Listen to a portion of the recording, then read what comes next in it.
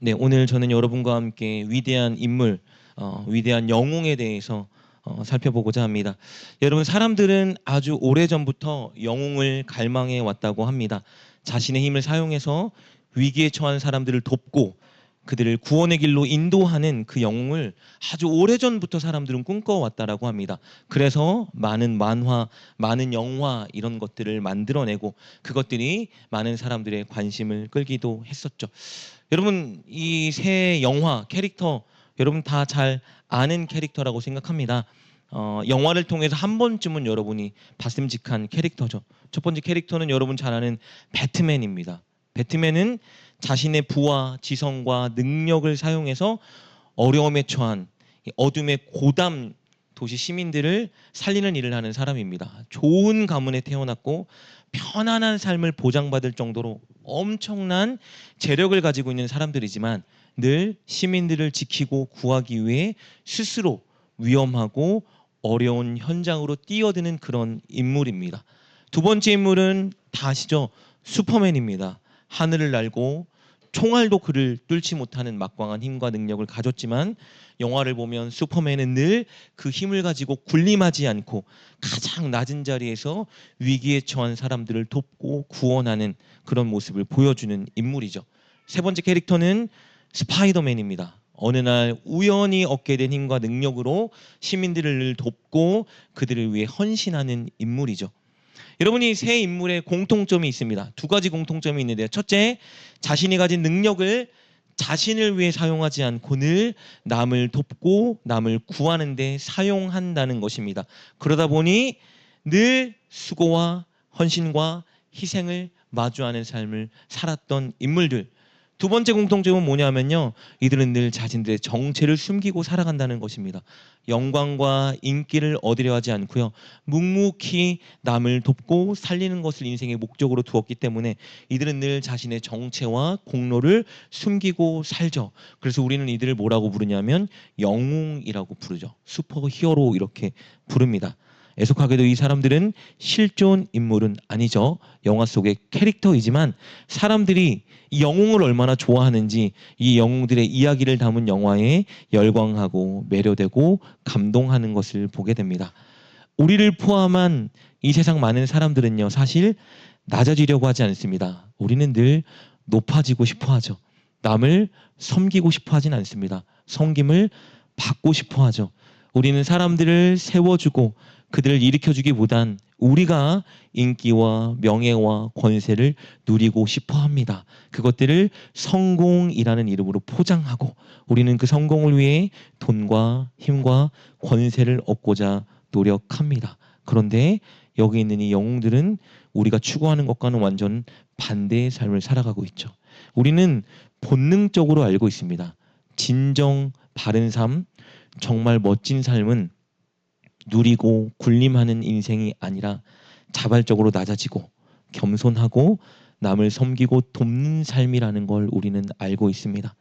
우리가 그렇게 살기 싫고 우리가 그렇게 살지 않을 뿐이지 우리는 본능적으로 진짜 위대한 자는 남을 위해 살아가는 사람이라는 걸 동의하고 있습니다. 그래서 인류가 존재한 이후로 우리는 늘 이런 영웅들을 만들어내고 상상하고 이런 인물들의 이야기를 좋아하는 것이죠. 여러분, 감사하게도요. 그런데 우리에게는 실존하는 실제 영웅이 있습니다. 그냥 히어로가 아니라 우리에겐 진짜 슈퍼히어로가 있죠. 바로 예수님입니다. 우리가 잠시 이야기를 나눴더니 배트맨, 슈퍼맨, 스파이더맨은 영화 속 허구의 인물이지만 예수님은 허구의 인물이 아니라 실제 살아계셔서 우리를 도와주시는 우리의 영웅이십니다. 게다가 예수님의 이야기는 사람들이 만들어낸 이 영웅들의 서사를 뛰어넘는 엄청난 이야기를 가지고 있습니다. 오늘 우리가 읽은 그 본문이 바로 그 엄청나고 위대한 이야기의 시작입니다. 오늘 1장 14절 말씀인데 이렇게 기록되어 있죠. 말씀이 육신이 되어 우리 가운데 거하심에. 여기서 말하는 말씀은 예수님을 가리킵니다. 예수님이 육신이 되어 우리 가운데 거하셨다라고 말합니다. 이것은 우리가 온전히 받아들이기 힘들 정도로 엄청 위대한 사건입니다. 이것은 슈퍼히어로 서사의 최고의 시작이에요. 여러분, 이것이 왜 엄청난 사건인지 우리가 이것을 온전히 이해하고 조금이라도 받아들이기 위해서 먼저는 예수님이 어떤 분이신지를 잠시 살펴봐야 됩니다. 오늘 요한복음 1장 1절부터 3절은요. 예수님이 어떤 분인지 성경 중에 가장 자세히 말해주고 있는 대목입니다. 여러분, 1절에 이렇게 기록되어 있습니다. 태초에 말씀이 계시니라. 이 말씀은 예수님을 의미합니다. 이 말씀이 하나님과 함께 계셨으니 이 말씀은 곧 하나님이시니라. 2절 볼까요? 그가 태초에 하나님과 함께 계셨고. 1절과 2절을 예수님이 어떤 분인지 우리에게 가장 잘 설명해 주고 있는데요. 예수님이 처음부터 하나님과 함께 계셨던 하나님이라고 말해주고 있습니다. 여러분, 하나님은 어떤 존재입니까? 여러분, 요한계시록을 보면요, 요한이 성령에 이끌려 하나님의 희미한 모습을 발견하고 그 그림을 묘사해 주는데요. 그 그림, 그 말씀이 이와 같습니다. 보라, 하늘의 보좌를 베풀었고 그 보좌 위에 앉으신 이가 있는데 라는 말씀을 그림으로 약간 비슷하게나마 묘사하자면 이런 그림이 아닐까 싶어요. 중요한 것은 뭐냐면요, 여러분이 보좌예요. 보좌. 여러분, 보좌가 뭘 의미하냐면요, 이 땅에서 보좌는 왕이나 가장 권세 있는 주관자가 앉는 자리예요. 여러분, 영화 보면 왕이 앉는 자리 있죠. 가장 높은 곳에 있는 그 자리, 그게 보좌입니다. 이 보좌에 앉았다는 건 뭘 의미하냐면 내가 이 나라의 최고의 통치권을 가진 왕이다라는 의미예요. 그런데 이 보좌가 어디에 있냐? 가장 높은 하늘에 이 보좌가 있다라는 걸 의미해요. 무슨 말일까요? 가장 높은 하늘에 이 보좌가 있다는 것은 그 하늘에 이 세상 모든 것을 다스리고 통치하는 최고의 주권자 왕이 있다라는 의미예요. 그런데 이 하늘 보좌에 누가 앉아 계신 거예요? 하나님이 앉아 계신 겁니다. 이것은 하나님께서 이 세상 모든 역사를 다 주관하시고 통치하시는 최고의 통치자라는 의미예요. 그런데 그 하나님이 어떤 분과 함께 계셨냐면 예수님과 함께 계셨다는 거예요. 예수님이 하늘 보좌에 앉으신 하나님과 처음부터 함께 계신 동등한 하나님이라고 말해주고 있는 거예요. 예수님이 어떤 분이라는 겁니까? 이 세상 모든 것 다 다스리고 통치하는 최고의 주권자요 왕이라는 의미예요. 또 예수님은 어떤 분일까? 우리 3절을 볼까요? 3절에 이렇게 기록되어 있어요. 만물이 그로 말미암아 지은 바 되었으니 지은 것이 하나도 그가 없이는 된 것이 없느니라. 여러분, 창세기 1장을 보면 태초에 하나님이 천지를 창조하셨다라고 기록되어 있죠. 하나님이 천지를 창조하셨는데 이 천지를 창조하는 사명을 감당하신 분이 누구냐면요, 바로 예수님이라는 의미예요. 그래서 이 세상에 어떤 것도요, 예수님의 손길이 없이 창조된 것은 아무것도 없습니다. 그래서 예수님은 모든 것을 창조한 분이시고 모든 것의 주인이라는 거예요. 그래서 저와 여러분의 주인이 예수님이라고 말하는 이유가 바로 이것 때문입니다. 예수님은 모든 것의 주인이세요. 그리고 바로 이 예수님 안에 뭐가 있냐면 4절 볼까요? 그 안에 생명이 있으니 이 생명은 사람들의 빛이라. 이 예수님 안에 생명이 있어요. 여러분, 우리가 누리는 영생은요, 우리가 주님께 받는 영생은요, 주님이 만들어서 우리에게 주시는 게 아니고요, 처음부터 예수님 안에 있던 겁니다. 그래서 우리가 예수님을 믿으면 뭐라고 표현해요? 예수님 안에 거한다라고 말하죠.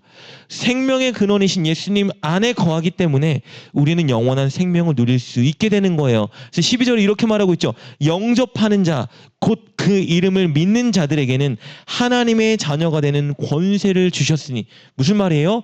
예수님을 믿는 자는 영생을 얻게 된다라는 의미죠. 정리해보면요, 예수님이 누구십니까? 예수님은, 여러분, 그냥 십자가 지신 분 이렇게 생각하면 안 됩니다. 예수님은 처음부터 하나님과 함께 계셨던 최고의 주권자이고 왕이세요. 그리고 예수님은 우리를 포함한 모든 것을 창조한 우리 모두의 주인 되시는 분이시고요. 세 번째로 예수님은요, 우리의 영원한 생명 되시는 생명의 근원이신 분이에요. 문제가 있죠.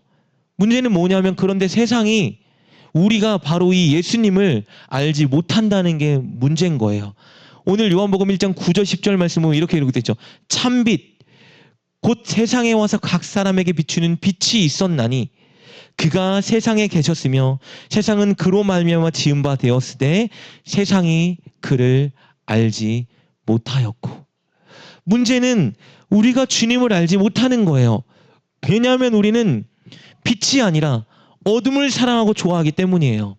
죄를 짓는 것을 좋아하고요. 높은 곳에 서는 것을 좋아하고요.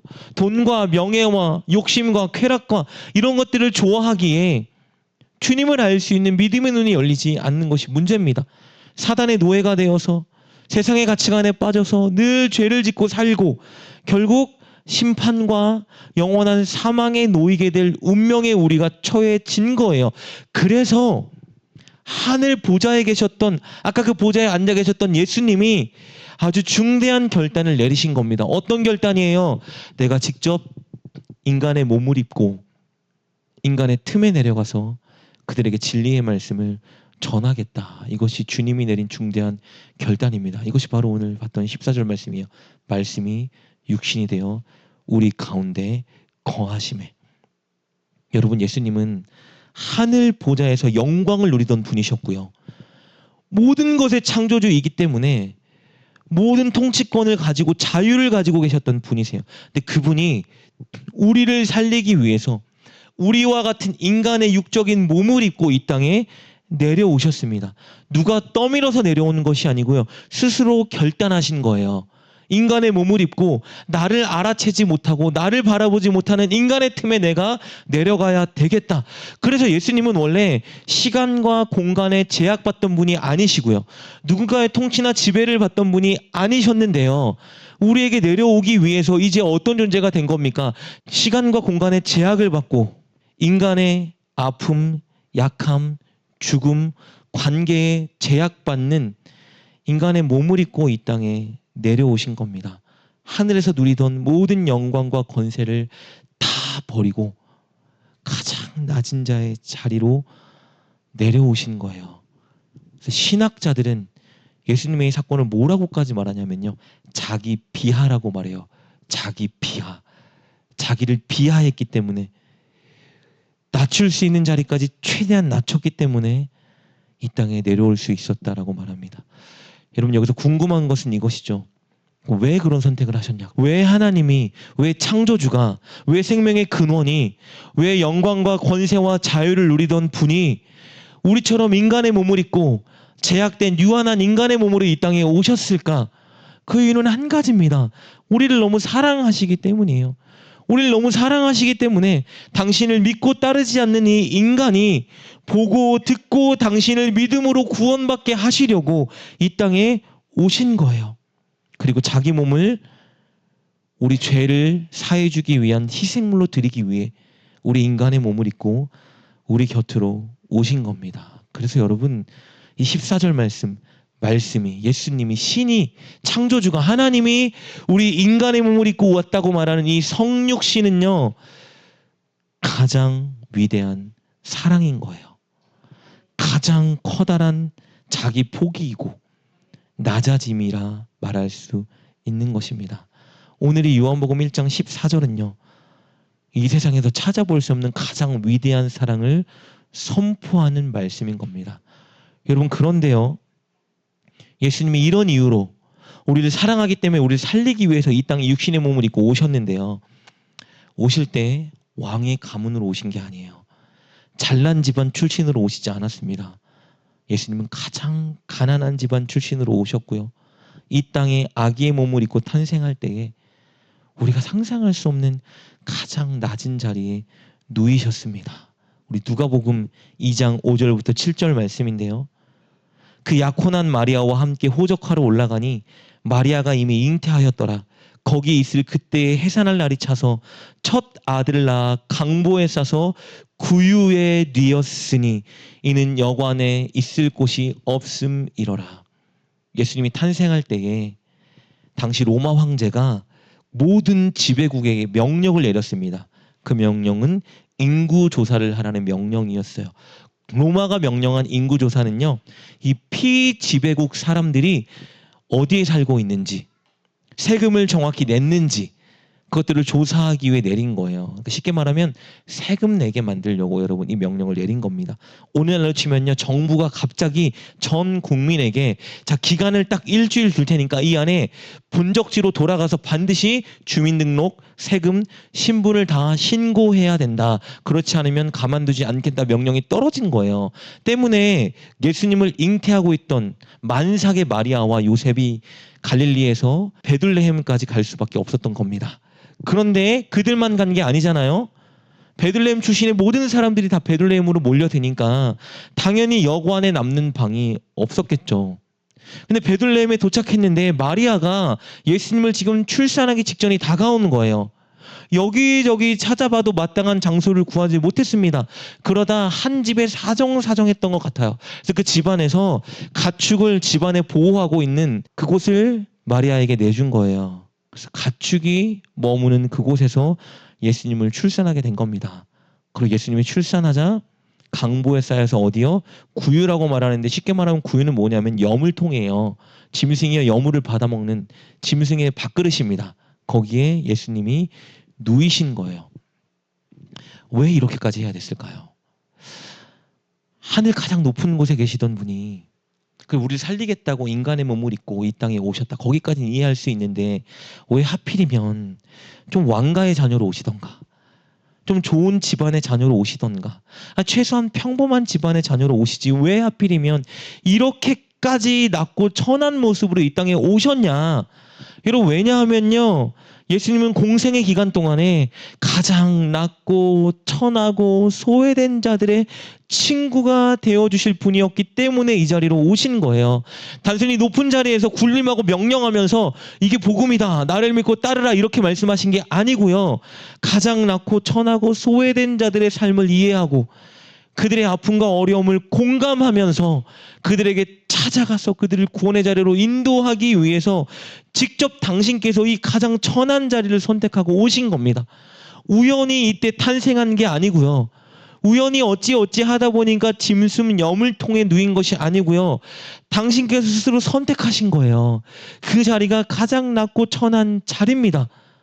그래서 누가복음 2장을 보면 예수님이 딱 탄생하시고 나서 천사들이 이 땅에 바로 구주가 오셨다 이 소식을 전할 때 가장 먼저 이 소식을 전해들은 사람들이 목자였던 거예요. 누가복음 2장 8절 말씀 이렇게 기록됐죠. 그 지역에 목자들이 밤에 밖에서 자기 양떼를 지키더니 10절입니다. 천사가 이르되 무서워하지 말라. 보라, 내가 온 백성에게 미칠 큰 기쁨의 좋은 소식을 너희에게 전하노라. 오늘 다윗의 동네에 너희를 위하여 구주가 나셨으니 곧 그리스도 주시니라. 천사들이 밤에 양을 치고 있던 목자들에게 가서 말씀을 전했습니다. 목자 어떤 사람들이죠? 우리가 가장 오해하는 것 중에 하나가 목자는 굉장히 긍정적이고 좋은 사람. 왜요?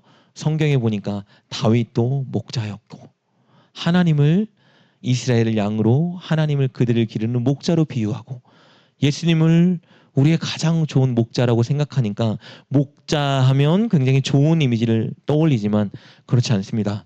랍비 문헌이나 유대교 문서를 보면요, 목자는 가장 부정적인 인식의 인물이었습니다. 보통 목자라 하면 비천하고 정직하지 못하며 정결하지 못한 부류의 사람들을 일컫는 말이었어요. 분명한 사실은 목자는 사회적으로 가장 낮은 위치에 있던 비천한 사람들이었다라는 겁니다. 예수님이 탄생하셨어요. 그 여물통 위에 누이셨습니다. 이 땅에 메시아가 오신 거예요. 이 소식을 천사들이 누구에게 전합니까? 왕궁에 가서 왕에게 전하는 것이 아니고요. 개찮은 가문 집안 출신들에게 찾아가서 그들에게 전하는 것이 아니고요. 가장 비천한 자들, 목자들에게 가서 가장 기쁜 소식을 전했습니다. 왜요? 예수님이 이 땅에 오신 이유는 가장 낮고 비천하고 소외된 자들, 그들과 함께 하시며 그들을 구원의 길로 인도하실 것이기 때문입니다. 이것을 위해서 예수님이 선택한 가문이 가난한 가문이었고 예수님이 누이신 곳이 짐승의 여물통이었던 겁니다. 스스로 가장 낮은 자리, 비천한 자의 모습으로 이 땅에 오신 거예요. 그래서 누구도 예수님으로부터 소외될 사람은 없습니다. 가문, 경제적인 상황, 사회적인 위치, 내 신분과 처지, 지금까지 해온 어떤 일이든 무엇도 예수님으로부터 우리를 소외시킬 수가 없습니다. 예수님은 모두의 친구시고요. 모든 상황과 처지를 이해하시는 분이시고요. 우리를 공감하시고요. 우리 모두를 구원하기 위해 이 땅에 오신 분이세요. 하늘 가장 높은 곳에서 모든 권세와 영광을 다 버리고 연약하고 유한한 우리 인간의 몸을 입고 가장 천하고 비천한 그 자리에 주님이 탄생하셨습니다. 우리는 보통 예수님의 십자가에 달린 그 사건이 우리를 위한 가장 큰 희생이자 사랑의 증거라고 말하지만요. 사실은요, 예수님이 하늘 보좌를 다 버리고 이 땅에 인간의 몸을 입고 내려오신 그 사건 자체가 가장 큰 희생이고 우리를 향한 가장 큰 사랑의 증거입니다. 예수님이 이 땅에 오신 것 자체가 우리를 가장 사랑한 증거예요, 여러분. 앞으로 우리가 사순절 기간 동안에 예수님의 사역과 가르침을 살펴볼 건데요. 앞으로 우리가 어떤 사역과 가르침을 받든지 간에 여러분, 예수님은 오늘 이 본문 요한복음 1장 14절 말씀이 육신이 되어 이 땅에 거하셨다는 이 사실 하나만으로 우리에게 이미 가장 큰 사랑과 희생과 헌신을 보여주고 증명해 주신 것입니다. 우리는 늘 높은 자리로 가려고 노력해요, 여러분. 비천하고 연약한 사람들을 섬기기보다 우리는 늘 섬김을 받고자 하죠. 섬겨주는 교회를 가고 싶고요. 목사와 교인들이 나를 섬겨주길 바라죠. 우리는 사람들에게 인정과 인기를 얻고 누리는 자가 되길 원하고 사회적으로도 저명한 사람들과 어깨를 좀 나란히 하고자 합니다. 우리는 많이 갖고 무언가 업적을 세워서 사람들에게 우러러 보이는 사람이 되고자 하는데 예수님은 완전 정반대의 길을 걸어가셨습니다. 가장 높은 곳에 계셨고 가장 큰 권세를 가지고 계셨고 모든 영광을 받고 계셨던 그분이 그것들을 다 버리고 가장 낮은 자리로 가장 천한 그곳에 우리를 구원하기 위해 이 땅에 오셨습니다. 그리고 늘 섬기셨고 늘 희생하셨고 늘 헌신하셨습니다. 자기를 내세우는 삶은 단 한 번도 사신 적이 없고요. 늘 우리를 구원하는 그 일을 사셨습니다. 우리를 사랑하기 때문에 스스로 그 길을 선택하신 거예요. 이런 영웅이 세상에 어디 있습니까? 여러분, 그 영웅이 이 땅에 오셨다 선포하는 구절이 바로 요한복음 1장 14절 말씀입니다. 사순절은 예수님이 이 낮아짐, 이 사랑, 이 희생, 우리를 위해 베풀어 주신 이 은혜를 기념하고 기억하는 시간입니다, 여러분. 사순절은 이 예수님을 조금이라도 닮아가기 위해 우리 삶의 방향을 전환하는 시간입니다. 사순절은 내가 하고 싶은 것, 내가 즐기고 싶은 것, 내 취미, 내 욕심 이런 것들 잠시 내려놓고 어느 때보다 더 기도의 자리를 사수하고 어느 때보다 더 말씀을 읽고 예수님의 사랑을 묵상하고 어느 때보다 남을 더 섬기고 희생하고 헌신하기 위해 애쓰는 기간입니다. 그래서 많은 교회가 사순절날 40일 작정 새벽 기도를 하고요. 세속적인 것이나 취미 같은 것들 절제하기도 하고요. 어떻게든 예수님이 원하시는 경건에 힘쓰기 위해 결단하고 실천하는 기간입니다. 여러분, 사순절입니다. 여러분은 무엇을 결단하고 무엇을 생각하고 있습니까? 어떤 사람들이 이렇게 말하기도 해요. 아니, 예수님께 사랑과 낮아짐은 예수님의 희생을 사순절 기간에만 기억하는 게 아니잖아요. 기도하고 말씀하고 희생하고 헌신하는 것은 늘 해야 되는 것 아니에요? 왜 사순절에 이런 것 하라고 권하고 이런 거 막 주장합니까? 평상시에 잘하면 되지. 여러분 어떻게 생각하시나요? 왜 사순절 기간에 특별히 교회들은 이런 일에 힘쓸까요? 왜 저는 이런 설교를 여러분께 하고 있을까요? 답은 굉장히 단순합니다. 평상시에 안 하니까요. 평상시에 예수님의 사랑과 낮아짐과 희생을 우리가 기억하고 묵상하지 않으니까요. 평상시에 기도하지 않고 평상시에 말씀을 읽고 묵상하지 않고 평상시에 헌신하고 희생하지 않으니까 사순절 기간만이라도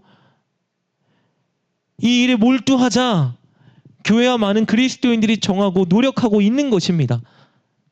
이 기간만이라도 우리가 예수님의 사랑과 희생과 낮아짐을 기억하고 이 기간만이라도 우리의 바램과 욕구를 좀 내려놓고 우리가 말씀과 기도, 헌신에 좀 매진하자. 그래서 만든 거예요. 놀라운 사실 하나 말씀드릴까요? 사순절에 이렇게 조금이라도 실천하고 노력하는 사람들이요, 그 후에 조금 더 평상시에라도 그런 삶을 살아갈 수 있는 거예요. 그러니까 사순절을 통해 우리의 믿음이 자라고 업그레이드 될 수 있는 겁니다. 반대로 사순절에 교회에서 무엇을 하건 말건, 경건한 그리스도인들이 뭘 하던 말건 남의 일로 여기고 그냥 평상시대로 살아가는 그리스도인들은요, 10년이 지나도 20년이 지나도 30년이 지나도 그 믿음 그대로입니다. 주일 성수만 간신히 하는 신앙으로 살아갈 수밖에 없는 거예요. 그래서 여러분, 사순절은 하나님이 우리에게 주신 아주 좋은 기회입니다. 내 목표와 나의 잘됨에만 관심이 많던 우리가 예수님의 사랑과 희생과 낮아짐을 바라보고 묵상할 수 있는 최고의 기회가 사순절입니다. 성김만 받고 나를 위해서만 내 돈과 시간을 투자했던 우리가 이제 내 것을 가지고 좀 섬기고 희생하고 나눠줄 수 있는 최고의 기회가 사순절입니다. 기도와 말씀에 별 관심이 없던 우리가 날마다 기도로 말씀으로 하루를 시작하고 주님과 더 가까워지기 위해 노력할 수 있는 최고의 기회가 바로 이 사순절 기간이에요. 여러분, 이 기회의 시간을 여러분의 믿음을 업시키는 기간으로 삼는 여러분 되시길 주님의 이름으로 축복합니다. 말씀을 정리합니다. 여러분, 오늘 본문을 통해 살펴본 것처럼 예수님은 저와 여러분을 너무 사랑하셔서 죄인이고 원수였고 연약했던 우리를 구원하기 위해 이 땅에 우리와 같은 인간의 몸을 입고 오셨습니다. 상상할 수 없는 사건이에요. 제대로 한 번도 묵상해 본 적이 없기 때문에 예수님이 이 땅에 인간의 몸을 입고 오셨대, 이 구절이 여러분 그냥 지나가는 겁니다. 이 땅에 여러분 자신의 모든 걸 다 포기하고 내려오셨어요. 하늘의 영광, 권세, 자유, 모든 것 다 버리고 하필이면 말염을 통해 누이셔서 가장 천하고 낮은 자리를 선택하고 우리 삶에 오셨습니다. 이 희생은, 이 포기는 우리가 이해할 수, 공감할 수도 없는 거예요. 우리는 평생 그렇게 살아갈 수 없으니까요. 그분이 우리를 살리고자 그렇게 오셨습니다. 오늘은 사순절 첫 번째 주일입니다. 여러분, 그 주님의 낮아짐과 희생과 사랑을 기억하는 그 기간이에요. 여러분께 도전합니다. 여러분, 오늘부터 날마다 하루하루를 예수님의 낮아짐을 기억하고 묵상하는 여러분 되셨으면 좋겠습니다. 하루를 시작할 때 여러분 이제 좀 미루지 마시고 하루를 기도로, 말씀으로 시작하여 예수님의 사랑에 조금 더 고정하는 여러분 되셨으면 좋겠습니다. 그리고 여러분이 가진 시간과 물질을 지금까지 그렇게 못했다면 하나님 나라를 위해서, 성도들을 위해서, 어려운 이웃들을 위해서 단 하나라도 여러분 사용하고 살아가는 여러분 되셨으면 좋겠습니다. 그것이 이 사순절을 바르게 반응하며 살아가는 기간이고, 그것이 바로 예수님을 저와 여러분의 진정한 영웅으로 모시는 사람들의 모습이기 때문입니다. 여러분이 사순절 기간, 이 40일을 정말 저와 여러분의 신앙이 완전히 달라지고 저와 여러분의 인생이 달라지는 기회로 삼는 저와 여러분 될 수 있기를 주님의 이름으로 축복합니다. 오늘 말씀을 붙들고 한번 결단하며 기도했으면 좋겠습니다. 하나님, 주님이 우리를 위해 낮아지시고 희생하신 놀라운 사랑, 그것을 기념하고 기억하는 이 사순절 기간, 하나님 지금까지 어떤 모습으로 살았던지 간에 이 사순절 기간만큼은 주님이 원하시는 모습으로 살아내는 우리가 되게 하여 주시옵소서. 우리를 위해 자신의 모든 것을 다 포기하고 이 땅에 내려오신 예수님의 그 사랑과 희생을 기억하며 나도 낮아지고 나도 주님을 위해 헌신하고 나도 주님께 가까워지기 위해 노력하는 삶을 살아내는 40일이 되게 하여 주시옵소서. 그래, 이 40일 기간 나도, 우리 교회 모든 성도들도 주님을 향해 더 믿음으로 나아가며 온전히 주님 바라시는 아름다운 모습으로 변화되는 이 기간이 될 수 있도록 우리를 새롭게 하여 주시옵소서. 함께 믿음으로 결단하며 기도하며 나아갑시다.